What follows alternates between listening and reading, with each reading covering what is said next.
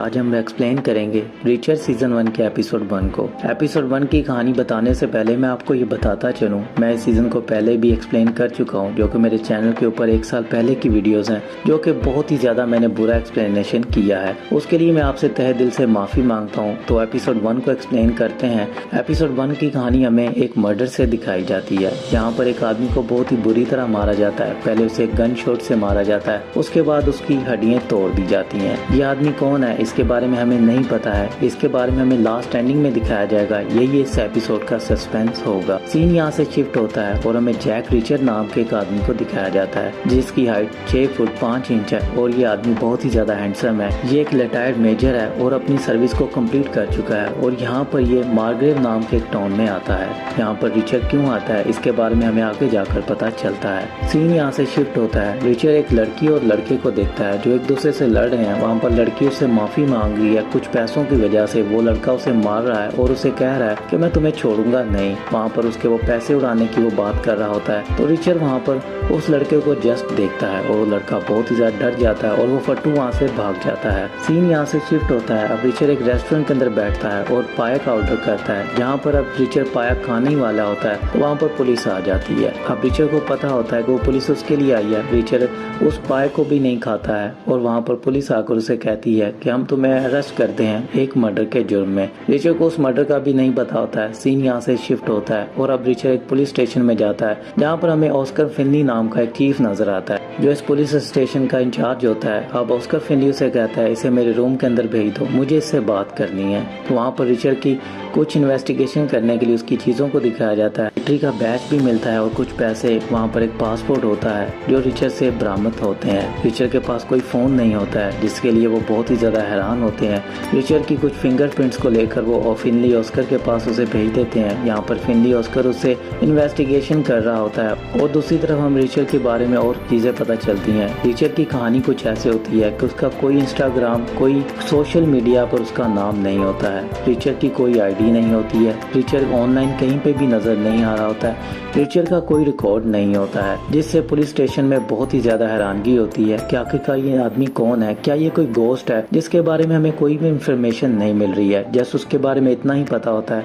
कि रिचर एक retired major है जो कि अपनी सर्विस को कंप्लीट कर चुका है और उसके ऊपर कोई भी किसी भी किस्म का आरोप नहीं है। रिचर पूरी तरह क्लीन शीट की तरह होता है, जिसके बारे में कॉनक्लीन ये जानकर बहुत ही ज्यादा हैरान होती है। अब कॉनक्लीन यहाँ पर ये सब कुछ अपने एक और पुलिस स्टेशन वाले साथी को बता रही होती है। सीन यहाँ से शिफ्ट होता है और अब फिनली उसे उस मर्डर के बारे में बताता है, जो कि हम एपिसोड के स्टार्ट में देख चुके होते हैं। अब उस आदमी के बारे में जब वो बताता है कि उसे कैसे कैसे मारा गया और उसके सर के ऊपर कितनी चोटें हैं, उसकी हड्डियों को पूरी तरह तोड़ दिया गया है और उसे एक गोली भी लगी है, जो कि ऐसी गन से लगी है जिसे आप स्नाइपर भी नहीं कह सकते हैं। वो 95 mm की गोली है जो कि उसके सर से मिली है। यहाँ पर ये रिचर सारी बातें सुन रहा होता है, बट फिनली को कोई जवाब नहीं दे रहा होता है। अब फिनली को समझ में आ जाता है कि ये मुझे कोई जवाब नहीं देना चाहता, तो वहाँ से वो उठकर चला जाता है। जब वो बाइक की तरफ जाता है तो वहाँ पर रिचर उसे कहता है मुझे अपने लॉयर की जरूरत है। तो फिनली उसे कहता है फाइनली तुम बोलते हो, ये मुझे आज पता चला है। तो वहाँ पर रिचर उसे कहता है कि मैं वक्त आने पे बोलता हूँ, जहाँ मुझे लगे मैं वहीं पर ही बोलता हूँ,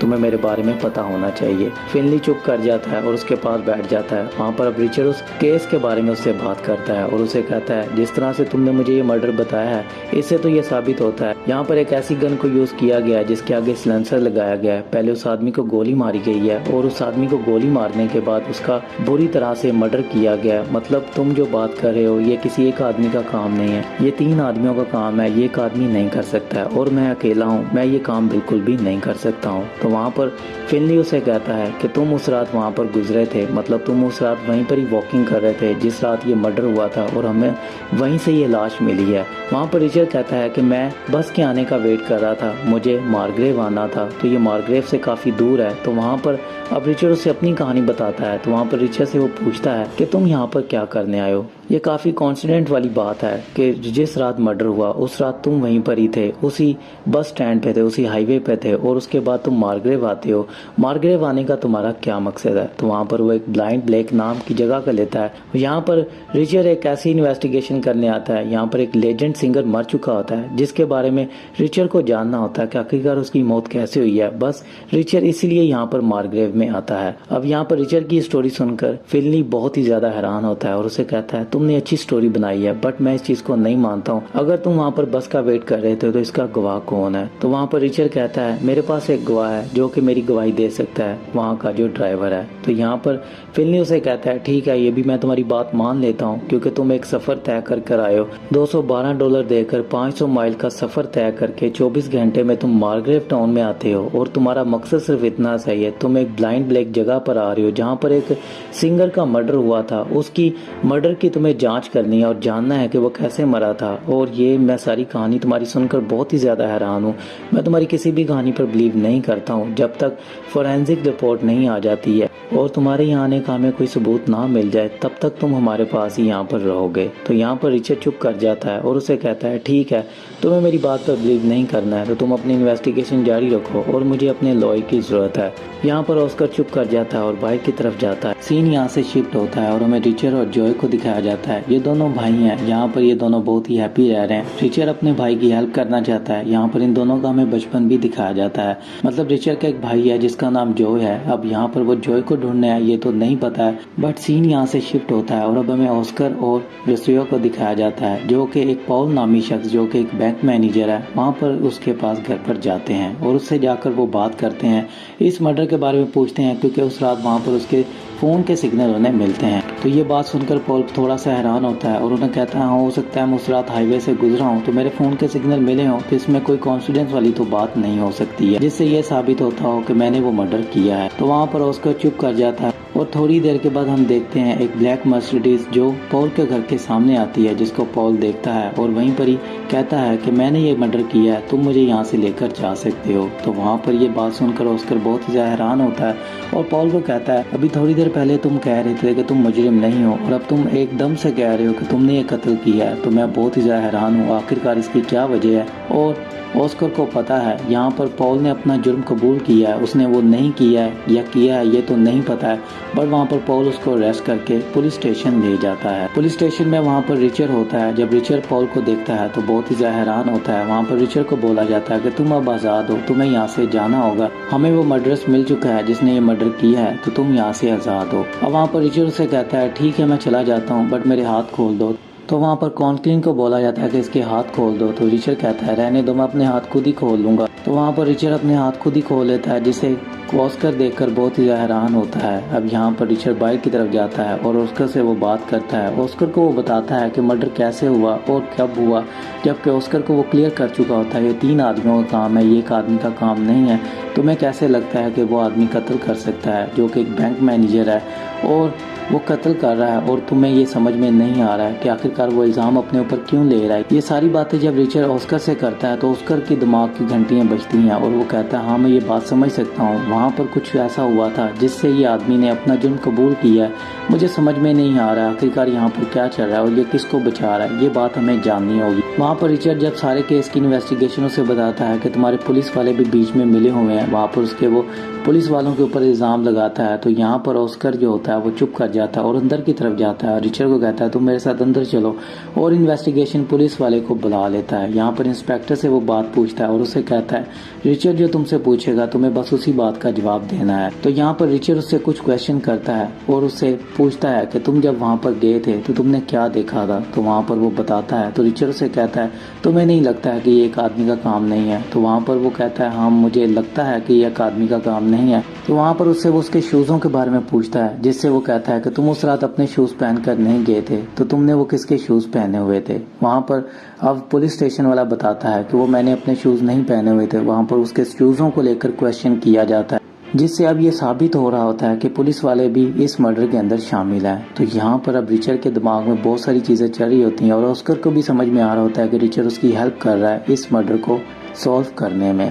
यहाँ पर अब उस पुलिस वाले को भेज दिया जाता है और ऑस्कर उसे कहता है कि तुम्हें मेरी हेल्प करनी होगी, तुम्हें पॉल के साथ जेल भेजा जा रहा है, वहाँ पर जाकर तुम इन्वेस्टिगेशन करोगे और पॉल से जानने की कोशिश करोगे आखिरकार वो किसको बचाना चाह रहा है और इस मर्डर के पीछे किसका हाथ है। तो वहाँ पर रिचर्ड से कहता है मैंने तुम्हारी जितनी हेल्प करनी थी मैंने कर दी है, अब मुझे कोई और काम भी करना है, मैं जिस काम के लिए यहाँ पर आया हूँ मुझे वो काम करना है, मैं तुम्हारी हेल्प से ज्यादा हेल्प नहीं कर सकता हूँ, तुम पुलिस वाले हो, तुम मुझसे सच उगलवा सकते हो, तुम्हें खुद ही कुछ करना होगा, मैं यहाँ से जा रहा हूँ। तो वहाँ पर ऑस्कर उसे कहता है मैं तुम्हें नहीं जाने दे सकता हूँ क्योंकि तुम अभी तक पूरी तरह से क्लियर नहीं हुए हो, हमें तुम्हारी तरफ से कोई भी सबूत नहीं मिला है जिसकी वजह से मैं तुम्हें अभी नहीं छोड़ रहा हूँ, क्योंकि मैं पुलिस वाला हूँ और मैं कुछ भी कर सकता हूँ और तुम मार्ग्रेव के अंदर हो। मैं तुम्हारे ऊपर चार्ज लगा रहा हूँ और तुम्हें मैं इसके साथ ही जेल के अंदर भेज रहा हूँ। तो वहाँ पर रिचर्ड चुप कर जाता है। रिचर्ड को समझ में आ जाती है कि जब तक ये इसकी हेल्प नहीं करेगा तब तक ये नहीं मानेगा। तो वहाँ पर रिचर्ड भी उसकी हेल्प करने के लिए तैयार हो जाता है। सीन यहाँ से शिफ्ट होता है और अब हमें उन्हें एक जेल के अंदर देखते हैं, जहाँ पर कुछ गुंडे रिचर्ड के सेल के अंदर आ जाते हैं और आकर पॉल से बदतमीजी करते हैं। वहाँ पर पॉल को वो टॉर्चर कर रहे होते हैं, जिससे रिचर्ड सब कुछ ये देख रहा होता है और वो पॉल को कुछ ऐसी बात करते हैं जिससे रिचर्ड को गुस्सा आता है और वो उस गुंडे को बहुत ही बुरी तरह मारता है। अब यहाँ पर रिचर्ड ने अपनी दुश्मनी ले ली होती है। अब उस गुंडे के जो साथी होते हैं वो बाहर रिचर्ड का वेट कर रहे होते हैं। अब रिचर्ड पॉल से पूछता है, तुमने वो मर्डर नहीं किया तो तुमने वो इल्जाम अपने ऊपर क्यों लिया? तो यहाँ पर पॉल उसे सब कुछ सच बताता है। उसे कहता है कि मैंने कुछ अकाउंट्स में उनकी हेल्प की है, मतलब मैंने कुछ ब्लैक मनीज को किसी अकाउंट में ट्रांसफ़र किया है, जिसकी वजह से मुझे ये डर है कि वो मेरी फैमिली को नुकसान पहुंचा सकते हैं। तो वो बहुत ही ज़्यादा ताकतवर हैं, तो मैं अपनी फैमिली को नुकसान नहीं पहुंचाना चाहता हूँ। वो मेरी बीवी और बच्चों को मार डालेंगे, इसलिए मैंने इस मर्डर का अपने ऊपर इल्ज़ाम दिया है। तो यहाँ पर रिचर्ड को समझ में आ जाता है, क्योंकि पॉल एक बैंक मैनेजर है जिसमें पॉल ने उनकी कुछ हेल्प की है, कुछ उनकी ब्लैक मनी में। तो यहाँ पर पॉल के बारे में उसको क्लियर हो जाता है कि पॉल ने ये मर्डर नहीं किया है। सीन यहाँ से शिफ्ट होता है और अब हमें रिचर्ड को फिर से दिखाया जाता है, जो कि वॉशरूम में होता है और वहाँ पर बहुत सारे गुंडे नहा रहे होते हैं। अब जिस गुंडे को रिचर्ड ने पहले मारा होता है तो उसके और भी गैंगस्टर साथी आते हैं रिचर्ड को मारने के लिए। यहाँ पर रिचर्ड की हमें बहुत ही दमदार फाइट देखने को मिलती है। रिचर्ड उन सबको बहुत ही बुरी तरह मार डालता है। सीन यहाँ से शिफ्ट होता है, रिचर्ड को एक अलग सेल में डाल दिया जाता है और यहाँ पर अब दूसरी तरफ ऑस्कर को खबर मिलती है कि रिचर्ड ने जेल के अंदर ये कांड कर दिया है। बट उससे पहले ऑनक्लीन आ जाती है और आकर रिचर्ड के बारे में बताती है, रिचर्ड की क्लीन शीट के बारे में बताती है, रिचर्ड ने कौन कौन से केसेस को सॉल्व किया होता है। रिचर्ड एक बहुत ही अच्छा मेजर रह चुका होता है और उसने बहुत सारे केसेस को सॉल्व किया होता है। ये सारी बातें जब वो ऑस्कर को बताती है तो ऑस्कर को समझ में आ जाता है कि उसने गलत आदमी के साथ पंगा लिया है। तो वहाँ पर ऑस्कर रिचर्ड को वापस जेल से छुड़ाने के लिए कॉनक्लीन को भेज देता है। सीन यहाँ से शिफ्ट होता है। अब कॉनक्लीन रिचर्ड के पास जाती है, उसे जेल से बाहर निकालती है, जहाँ पर रिचर्ड उसे बताता है कि ये सब कुछ पॉल ने नहीं किया, उसने बस अपने ऊपर इल्ज़ाम दिया है। तो ये इन्वेस्टिगेशन बस इतनी थी, अब मैं आज़ाद होना चाहता हूँ, मुझे जो काम करना है मैं वो करना चाहता हूँ। अब रिचर्ड उससे कहता है कि मुझे अपनी शर्ट को चेंज करना है क्योंकि इनके ऊपर बहुत सारे गुंडों के खून लग चुके हैं, तो मुझे किसी शॉप पर लेकर जाओ जहाँ पर मैं अपनी शर्ट को चेंज कर सकूँ। और वहाँ पर अब कॉनक्लीन उससे पूछती है मार्ग्रेव आने की वजह, तो रिचर्ड उसे वही बात बताता है जो कि वो स्टार्टिंग में बता चुका होता है, ब्लाइंड ब्लेक के बारे में और एक सिंगर के बारे में। वो उसे वही कहानी बताता है और अपने भाई जो के बारे में बताता है, जो कि एकदम से गायब हो चुका है, जिससे मिले हुए उसे काफ़ी साल हो चुके हैं। आखिरी बार उसकी बात उसे मार्ग्रेव में हुई थी, मतलब यहाँ पर ब्लाइंड ब्लेक के एक रेस्टोरेंट में, जहाँ पर उसके बारे में वो बताता है कि अब मुझे वो नहीं पता है कि वो कहाँ पर है, काफ़ी टाइम हो चुका है मैं जॉय से नहीं मिला हूँ, बट मुझे उससे मिलना है।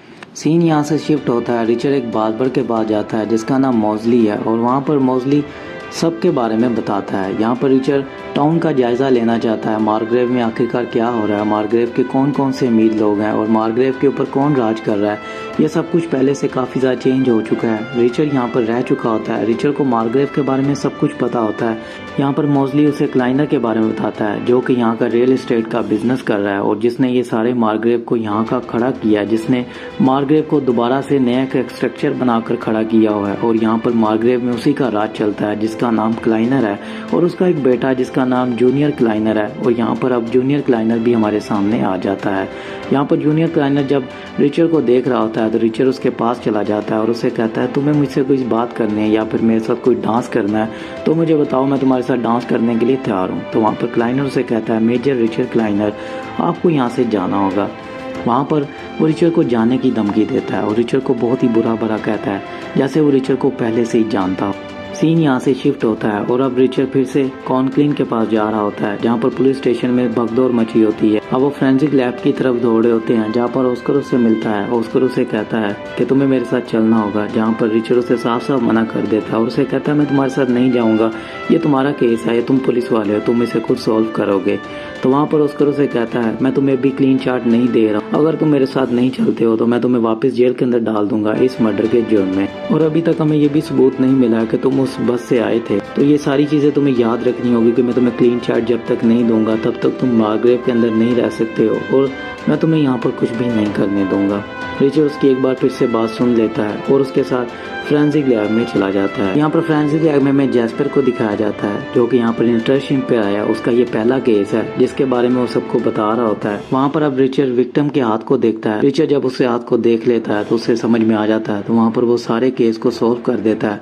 वहाँ पर वो फोरेंसिक रिपोर्टर के पहले से ही बताने से वो रिचर्ड उस आदमी के बारे में बताता है जिसके बारे में रिचर्ड को सबसे ज्यादा पता होता है। वो उसके दांतों के बारे में बताता है, उसकी हाइट के बारे में बताता है, उसकी उंगलियों के बारे में बताता है और उसकी ब्लड रिपोर्ट के बारे में बताता है, उसका ब्लड कौन से ग्रुप का है। ये सारी चीजें जब रिचर्ड बता देता है तो वहाँ पर उसका ये सुनकर हैरान होता है और वो जैस्पर से पूछता है। जैस्पर उसे कहता है ये बिल्कुल सही कह रहा है। तो रिचर्ड अब उसे कहता है मुझे वो विक्टिम की लाश दिखाओ। वहाँ पर वो जब उसकी लाश देखता है तो उसका भाई जॉय होता है। जॉय को देखते ही रिचर्ड को बहुत ही ज़्यादा गुस्सा आ रहा होता है और वो कहता है मैंने माँ से वादा किया था कि मैं तुम्हें कुछ भी नहीं होने दूंगा। वहाँ से रिचर्ड बाइक की तरफ जाता है और वहाँ पर ऑस्कर का पीछा करता है। उसे कहता है तुम कहाँ पर जा रहे हो। तो रिचर्ड उसे कहता है ये सब कुछ जिसने भी किया है मैं उसे नहीं छोड़ूंगा, एक एक करके सबको मार डालूंगा।